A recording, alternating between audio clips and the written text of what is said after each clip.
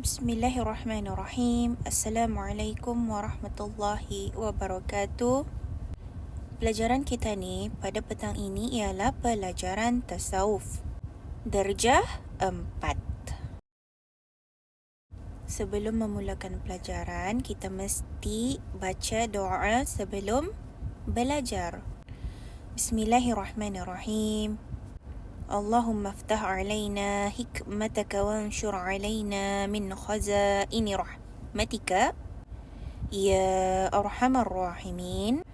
Rabbi shrah li sadri wa yassir li amri wahlul 'uqdatam min lisani yafqahu qawli. Pelajaran tasawuf darjah 4. Jadi minggu lepas sudah kita ni belajar tentang maksiat. Yang mana maksiat ada dua bahagian. Yang pertama ialah maksiat batin dan yang kedua ialah maksiat zahir. Jadi, ulang lagi sedikit, maksiat ialah perbuatan yang melanggar perintah Allah. Maksiat ialah perbuatan yang melanggar perintah Allah, yang mana contohnya ialah berjudi, minum arak, terbabit dengan dadah. Apa lagi bentuk maksiat yang lain? Menipu, membuli kawan dan sebagainya. Kemudian yang nombor 2, yang cikgu tadi, maksiat ada 2. Maksiat zahir dan juga maksiat batin. Maksiat zahir yang ketiga ialah perbuatan yang melanggar perintah Allah yang dilakukan anggota tubuh badan yang zahir. Yang keempat, maksiat batin ialah perbuatan yang melanggar perintah Allah yang dilakukan di dalam hati. Nah, artinya di sini yang zahir ialah anggota kita ni yang nampak, sebagai contoh tangan, lagi apa? Mata, telinga, perut, kaki dan sebagainya. Manakala maksiat batin ialah batin kita ni yang indah nampak oleh orang lain ialah hati.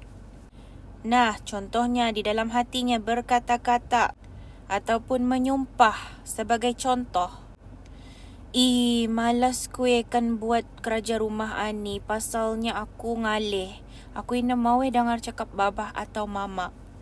Ia bercakap dalam hati, tapi ibu bapanya indah dengar. Tapi siapa yang dengar?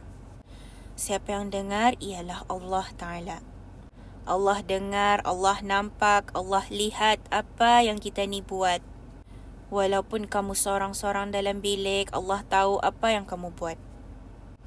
Jadi berhati-hati kalau kan bercakap-cakap. Pastikan yang kamu itu meminta maaf selepas kamu berkata-kata macam itu. Faham? Jadi, ulangannya lagi. Yang mana anggota tubuh badan yang zahir ada 7. Yang pertama, mata. Kedua, telinga. Ketiga, lidah. 4, perut.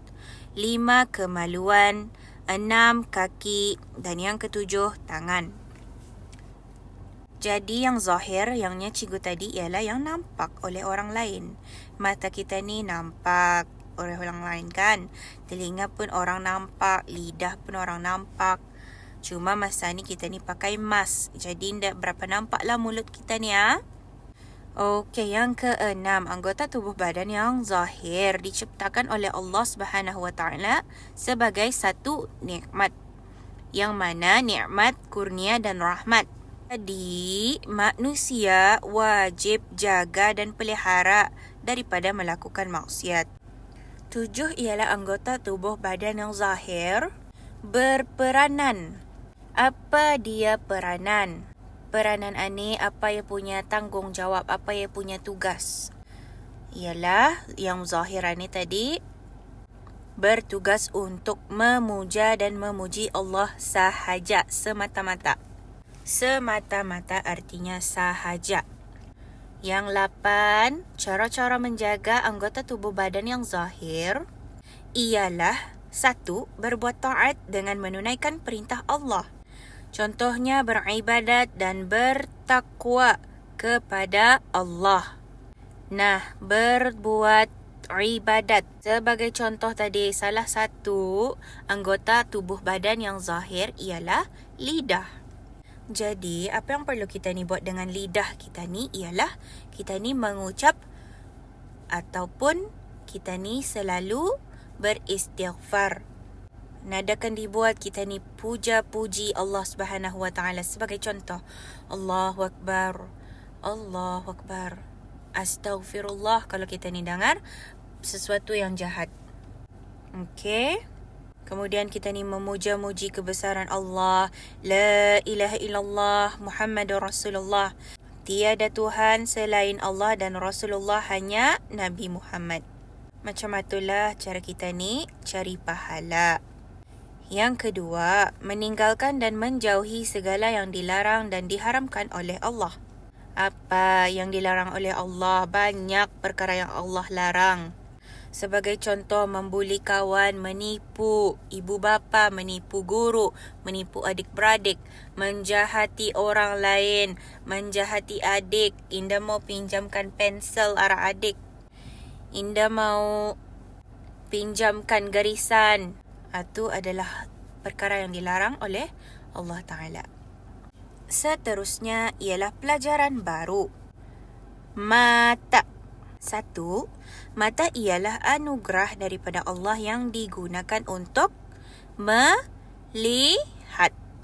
2. Peranan mata adalah untuk melihat sesuatu yang terang atau yang gelap seperti siang dan malam. Melihat perkara-perkara yang baik. Melihat yang indah-indah dan ajaib-ajaib. Apa erti indah dan ajaib?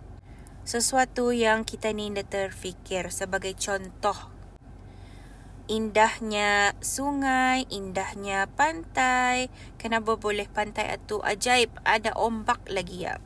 Macam mana boleh ya berombak? Kenapa di sekeliling pantai itu ada pasir dan sebagainya? Jadi semua itu adalah perbuatan Allah Ta'ala. Allah yang menjadikan muka bumi ini. Yang keempat, mengulang kaji pelajaran dan membaca Al-Quran. Jadi mata adalah untuk kita ni membaca Al-Quran dan membaca pelajaran. Boleh kalau kamu kan membaca ataupun membaca komik book dan sebagainya, tapi jangan pernah lalai daripada membaca Al-Quran dan menimba ilmu pengetahuan sebagai contoh pelajaran. Yang ketiga, mata hendaklah dipelihara daripada melihat apa? 1. Perkara yang haram seperti melihat perempuan yang bukan mahram.